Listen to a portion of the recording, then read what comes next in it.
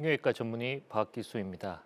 오늘은 지난 시간에 이어 뇌졸중의 치료, 예방, 그다음 재활에 대해서 이야기 드리겠습니다.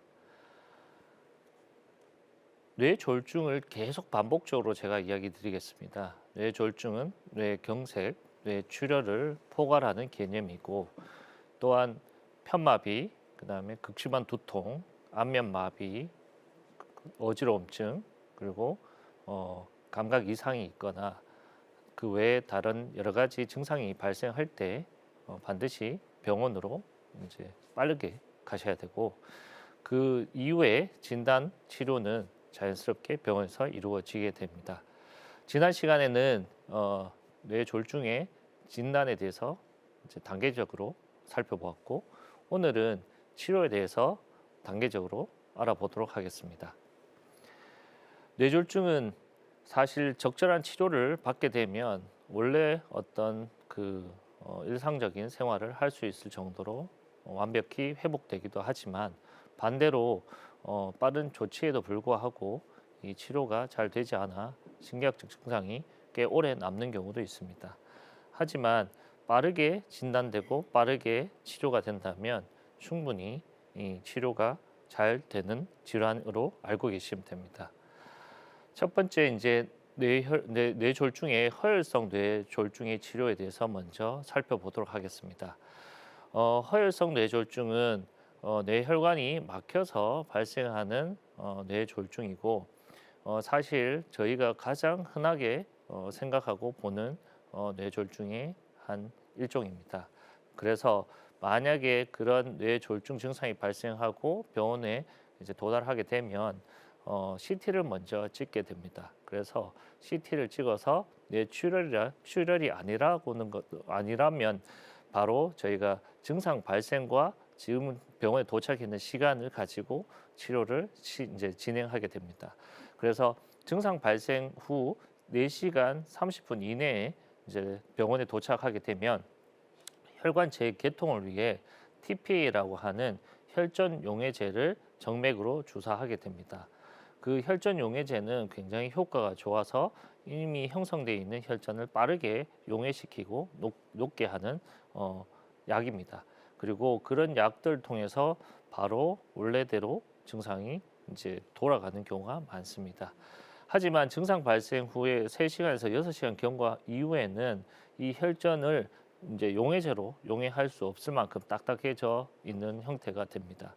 그렇다면 저희가 그 혈전을 인위적으로 끄집어내는 노력을 해야 됩니다. 앞서 저희가 진단에서 혈관 조영수를 이야기 드렸는데요.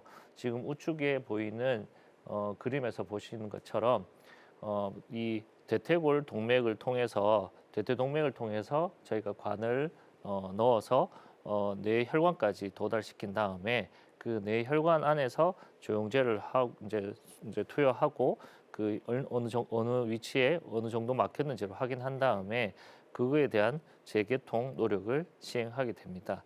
그리고 사실 이것 때문에 더더욱 이제 빨리 병원에 가야 됩니다. 만약에 이 시간까지 놓치게 된다면 더 이상 혈전을 이 용해하거나 이 끄집어낼 수 있는 이제 그런 시도가 무의미하기 때문입니다. 지금 이 사진은 그 혈전이 있는 사진과 그 다음에 스텐트라고 하는 형태의 이 망이 이렇게 혈전을 관통하는 형태입니다.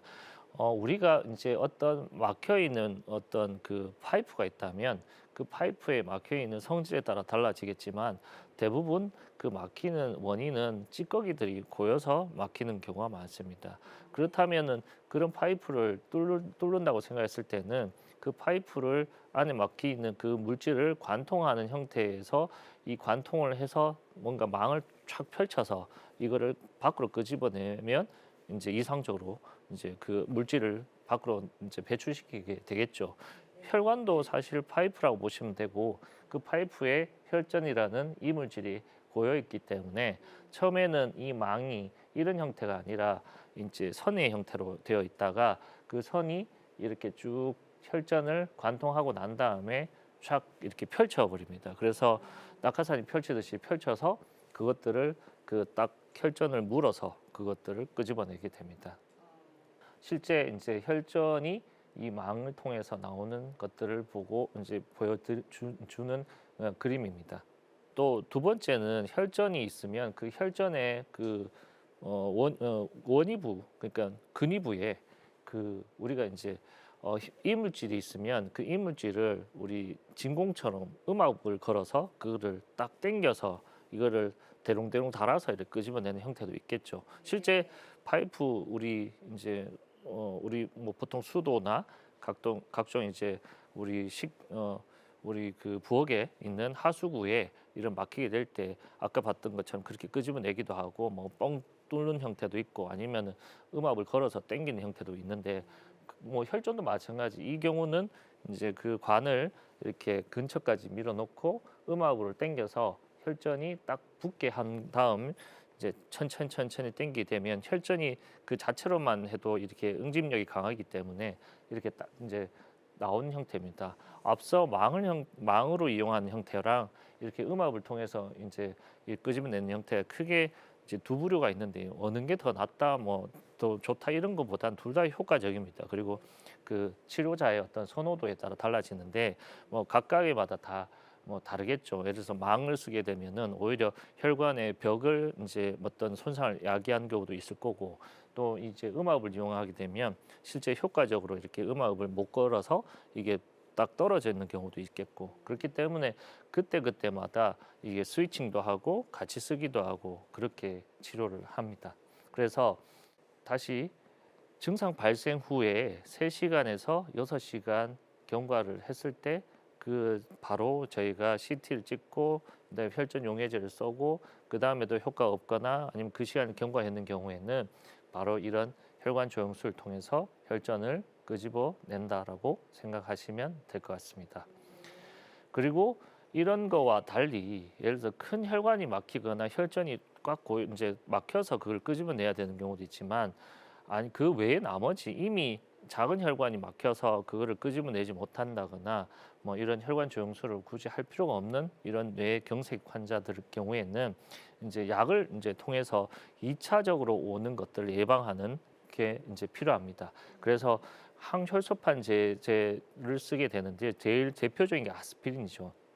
아스피린은 그 우리가 혈소판의 어떤 기능을 좀 떨어뜨려서 이 혈소판이 사실 그 혈전을 형성시키는 가장 그 트리거라고 보시면 되고 그 트리거가 이제 활동을 못하도록 만들어 주는 형태라고 보시면 됩니다. 그리고 항응고제 중에서 와파린이라고 하는 조금 더 이제 아스피린보다 더 강한 이제 항응고제가 있는데 이런 경우에는 심방세동이라든지 혈전을 뭐 진짜 생기게 할 수 있는 확률이 높은 경우에는 이 항혈소판 제제만 가지고는 부족하기 때문에 항응고제 와파린을 쓰고 주기적으로 피 검사를 통해서 이게 너무 많이 쓰게 되거나 오래 먹게 되면 이 지혈이 안 돼서 지혈 장애가 오면 또 외상으로 인한 경우라든지 뭐 출혈이 자발성으로 생긴다든지 이런 경우가 생기기 때문에 적정 어떤 용량을 맞춰야 되는 경우가 있는데 그런 경우가 와파린 같은 이 항응고제를 쓰는 경우입니다. 그래서 항혈소판 제제나 항응고제는 이 뇌졸중이 진단되고 난 다음에 아마 이제 그 치료가 급성기 치료가 이루어지고 난 다음에는 거의 루틴 다 드신다고 보시면 되는데 이 두 개를 동시에 먹는 경우는 잘 없고요. 항혈소판 제제를 먹거나 항응고제를 먹거나 따로따로 복용을 하게 되는데 항혈소판 제제 중에서는 항혈소판 제제를 여러 개 조합형으로 먹는 경우도 간혹 있고 항응고제를 먹다가 이제 이게 부작용이 많고 하면 항혈소판 제제로 바꿔서 먹는 경우도 있습니다. 출혈성 뇌졸중 치료는 이 사실 이제 그 막히는 경우는 이렇게 혈전이 이제 혈전을 끄집어내거나 아니면 혈전을 안 생기게 하는 형태로 이제 치료를 한다면 이제 이미 혈관이 터져서 그것들이 이제 출혈이 이제 되어 있는 형태는 혈관을 치료하거나 그러지는 않습니다. 물론 그 혈관이 터지는 원인에 따라서 동정맥 기형이라든지 이 혈관 자체의 어떤 기형이나 원인이 발생한 경우에는 그것들을 막는 뭐 색전술이라든지 수술이라든지 아니면 뭐 감마나이프 방사선 수술이라든지 이런 것들을 많이 하긴 하지만 제일 대표적인 것이 고혈압성 뇌출혈이기 때문에 그런 너무 디테일한 것은 제가 오늘 따로 언급은 하지 않겠습니다. 이제 우리가 일반적으로 뇌 이제 그 보통 뇌출혈이라고 하면 혈압이 높아서 터지는 경우가 흔하고 그다음에 다음으로는 꽈리가 형성되어서 이제 터지는 경우가 흔하기 때문에 크게 두 가지를 이야기 드릴 텐데 먼저 고혈압성 뇌출혈 같은 경우에는 CT나 MRI를 통해서 어느 정도의 어떤 볼륨인지 위치인지 그다음에 그것들이 이차적으로 어떤 뇌에 압박을 일으키는지에 따라서 그 약을 그냥 일반적으로 혈압을 낮추는 약을 쓴다든지 아니면 그 이제 혈전을 끄집어내는 어떤 수술을 한다든지 이런 것들이 정해지게 될 거고 꽈리도 마찬가지 그 혈관 이제 CT로 혈관 조영수를 본다든지 이제 MRA를 통해서 꽈리가 생기게 되면 그때 맞춰서 치료를 하게 됩니다. 뇌실질 뇌출혈이 이제 꽈리가 생겨서 동맥류가 생겨서 생기는 것이 아닌 혈압이 높거나 아니면 일반적인 어떤 작은 혈관 기형들이 발생해서 생기는 경우들인데 우선은 출혈이 생긴다고 해서 모든 출혈을 또는 혈전을 다 끄집어내지는 않습니다. 아주 작은 이제 혈전, 보통 이야기하는 선지 같은 것들이 뇌에 박혀 있다고 한다면 그런 것들이 당장에 뭐 문제를 일으키진 않고 그것 이제 그 혈전들이 발생하고 나면 이차적으로 뇌를 압박함으로써 생기는 신경학적 증상 또는 그 혈전이 생기게 되면 그 혈전 안에서 염증 물질이라든지 여러 가지 우리가 보통 이야기하는 사이토카인 같은 물질들이 발생해서 그 외에 뭐 부종을 일으킨다든지 이런 것들이 발생하게 되었을 때는 치료를 하게 되는데 그 제일 대표적인 것들이 결국에는 뇌압을 떨어뜨리고 또는 지혈을 좀 더 이제 지혈이 잘 되도록 하고 왜냐하면 이차적으로 계속 출혈이 새는 부위가 있을 거니까 그런 것들이 이제 더 이상 새지 않도록 자연스럽게 지혈 작용을 좀 유도한다든지 아니면 혈압이 너무 높아서 계속 혈압이 이제 뇌출혈이 생긴다면 혈압을 떨어뜨린다든지 이런 약물적 치료를 합니다. 그래서 약물적 치료 안에는 그 어떤 세부 그룹이 나뉠 수 있는데 제일 대표적인 것이 혈압으로 인해서 터진 뇌출혈이라면 혈압을 낮추고 또는 선지가 어느 정도 형성되었는데 수술적 치료까지 가기에는 굳이 그 정도까지 양이 많지 않으면 이제 뇌압을 좀 떨어뜨리는 약을 쓴다든지 그런 형태로 이제 시행을 합니다. 또한 아까 이야기했던 이제 뭐 어떤 사람이 기저적으로 이제 지혈이 잘 안 되는 분들 같은 경우에는 이게 선지가 형성되면서 자연스럽게 그 새는 부위를 자연스럽게 막아서 또 출혈이 안 일어나게 하는 형태이거든요. 근데 이제 이게 응고 장애가 있는 분들은 이런 응고 장애 때문에 그것들이 계속 새는 형태가 있기 때문에 그런 경우에는 일부러 지혈을 유도하는 약을 쓴다든지 그런 약물 치료가 먼저 이루어집니다. 그다음에 뇌강압 치료는 앞서 이야기 드린 것처럼 이제 결국엔 선지의 양에 따라서 또는 출혈의 양에 따라서 이것들이 이제 볼륨을 만들기 때문에 뇌를 압박하게 되고 이제 그것 때문에 이차적으로 부종이 약이 되고 염증이 약이 되기 때문에 뇌압이 엄청나게 올라갑니다. 그래서 저희가 보통 뇌압을 떨어뜨리는 이제 치료로 약물적 치료로 뭐 마니토이라든지 아니면 그 머리를 조금 올립니다. 그래서 정맥 관류를 많이 시켜서 뇌압을 떨어뜨리는 포지션을 취한다든지 아니면 심한 경우에는 좀 더 이제 저희가 내과적인 어떤 치료를 통해서 사람들의 어떤 뇌압을 떨어뜨리기도 합니다. 뭐 제일 대표적인 것으로 뇌압 이제 강화 치료에 우리가 보통 에크모라는 것도 이제 보통 활용하기도 하는데 사실 단순 뇌졸중으로 에크모까지 가는 경우는 그렇게 흔하지는 않고 또 이제 이 에크모 카드 거는 제가 뭐 아실지 모르겠지만 이제 심장이 엄청 안 좋은 이제 심근경색이 심해서 거의 뇌사 상태까지 가는 분들이나 저산소증으로 완전히 이제 뇌가 많이 문제가 있는 분들은 이제 일종의 혈류를 확 떨어뜨려서 뇌압을 좀 떨어뜨리는 형태가 있습니다. 그래서 그런 것들이 이제 여기에 쓸 때도 간혹 있습니다. 그리고 나머지는 이제 그 외에는 우리가 이제 뇌압을 떨어뜨리는 뭐 우리가 보통 이제 저체온 어떤 그 치료도 있고요. 그래서 그런 뇌강압 치료들도 이제 동반해서 시행하게 됩니다. 이 환자분은 뇌강압 치료 중에 수술적 치료를 하는 경우인데요.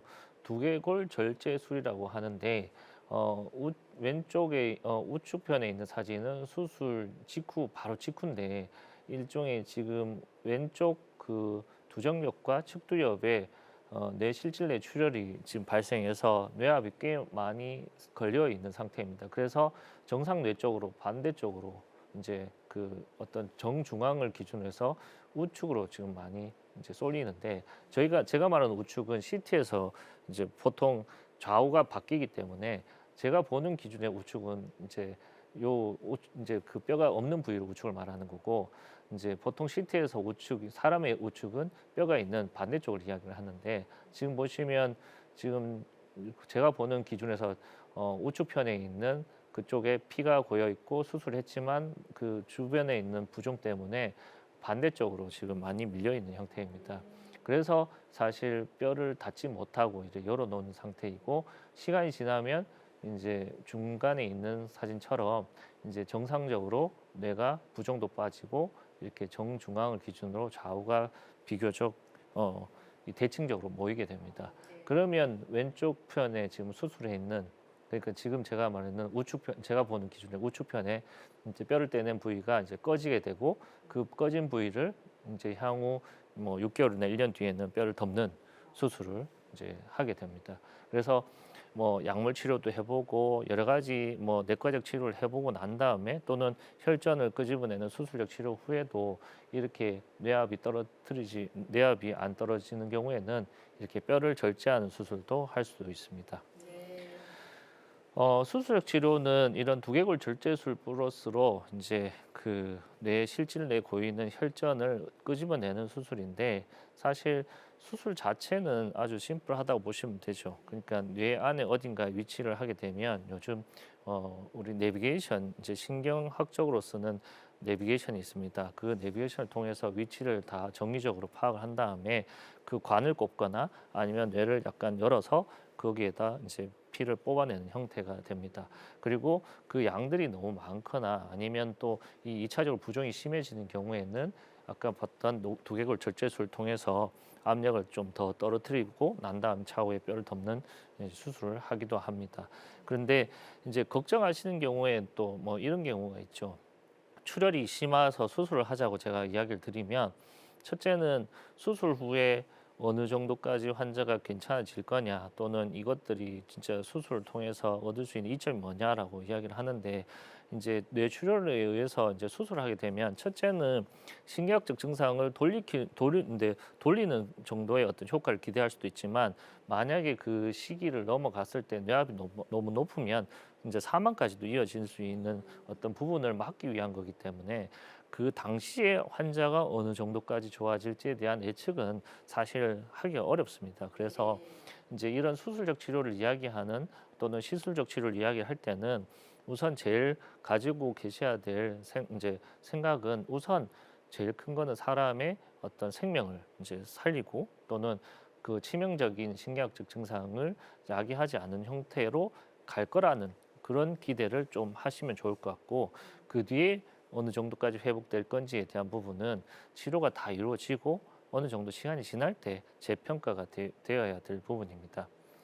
또 출혈성 뇌졸중에 제일 대표적인 것들이 이제 동맥류로 이제 동맥류 파열로 이렇게 발생하는 건데 동맥류 파열은 또 그 다음 시간에 또 좀 더 정밀하게 이야기를 드릴 텐데 동맥류 파열이 요즘 사회적 이슈입니다. 왜냐하면 영화 배우분이 사망했고 또한 이제 큰 대학병원에서 그 안에 있는 직원이 사망한 케이스들이 전부 동맥류 파열입니다.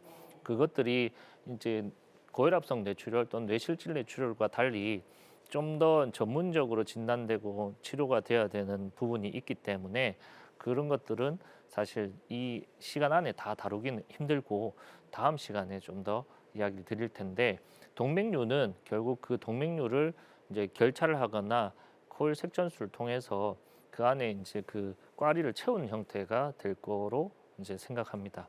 그리고 재활 치료에 대한 부분인데 사실 예방과 뭐 이런 것들은 이제 그 전 시간에 이제 위험 인자를 이야기 드릴 때 저희가 어떻게 하든 조금이라도 예방을 할 수 있는 인자들이 있습니다. 그리고 조절할 수 있는 인자들을 그것들을 잘 빨리 파악하고 본인한테 맞는 이런 그 운동이나 식이요법, 약물 치료 이런 것들은 또 주기적인 검사 이런 것들을 잘 활용하시면 되고, 그다음에 또 이런 뇌졸중이 발생했을 때 이제 병원에서 치료는 빨리 진단을 이제 빨리 병원을 가서 진단을 받고 치료를 하면 되는데, 결국 아까 제가 말씀드린 것들은 그래도 본인과 보호자들이 관심 있어 하는 영역은 이미 발생했을 때 그 뒤에 어느 정도까지 회복을 할 수 있느냐에 대해서는 계속 묻습니다. 그리고 궁금증을 가질 수밖에 없습니다. 제일 중요한 거는 치료는 결국 재활 치료가 마지막에 삶의 어떤 질을 높이는 치료라고 생각하시면 됩니다. 저희가 병원 내에서 이루어지는 뇌졸중 치료 중에 거의 대부분은 우선은 급한 불을 끄고 그것들이 더 이상 발생하지 않는 정도로 이제 치료를 한다면, 이제 생활에 복귀하는 치료는 재활 치료입니다. 그래서 초기 재활 치료가 필요하고 또는 6개월에서 1년 이상 저희가 재활을 꾸준히 하는 것들을 이제 추천합니다. 그리고 재활에 대한 부분은 이제 요즘 워낙 이제 국가에서 뇌졸중 관리를 많이 하기 때문에 그 뇌졸중 재활 치료에 어떤 특성화되어 있는 병원이나 기관들이 있기 때문에 그 시스템을 잘 활용하시면 될 것 같습니다. 오늘 강의는 이상입니다. 그리고 오늘 마지막 강의에 제가 강조드리고 싶은 부분은, 치료는 시간에 반비례해서 이제 치료가 잘 된다고 생각하시면 됩니다. 빨리 병원에 도달하는 형태가 된다면 지금 치료들은 다 가이드라인과 프로토콜화 되어 있기 때문에 어느 병원에 가느냐가 중요한 게 아니라 가장 가까이 도달할 수 있는 병원으로 반드시 가셔야 좋은 예후가 예측됩니다. 자, 오늘 강의는 이상입니다.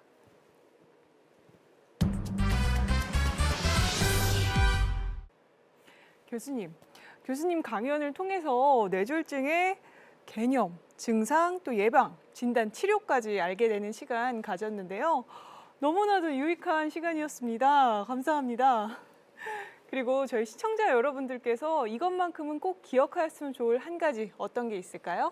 네, 뇌졸중은 진단과 그다음에 치료가 중요하지만 제 생각에는 증상이 있을 때 빨리 병원으로 가시는 게 제일 중요할 것 같고요. 치료는 여러 어떤 병원들이 많긴 하지만 요즘 치료가 가이드라인과 그다음에 프로토콜화되어 있기 때문에 대부분 표준화되어 있기 때문에 어느 병원이든 빨리 갈 수 있는 병원을 미리 이제 생각해 놓으시는 게 중요할 것 같습니다. 네, 저는 벌써부터 다음 강연이 기대가 됐는데요. 다음 강연은 어떤 주제예요? 예, 출혈성 뇌졸중 중에 가장 사회적 이슈가 되고 있는 동맥류 파열에 대해서 이야기 드리고자 합니다. 다음 강연도 기대하는 마음으로 기다리겠습니다. 함께해 주신 시청자 여러분 고맙습니다. 오늘도 주님 안에서 승리하는 하루, 건강한 하루 보내시고요. 저희는 다음 시간에 인사드리겠습니다. 감사합니다.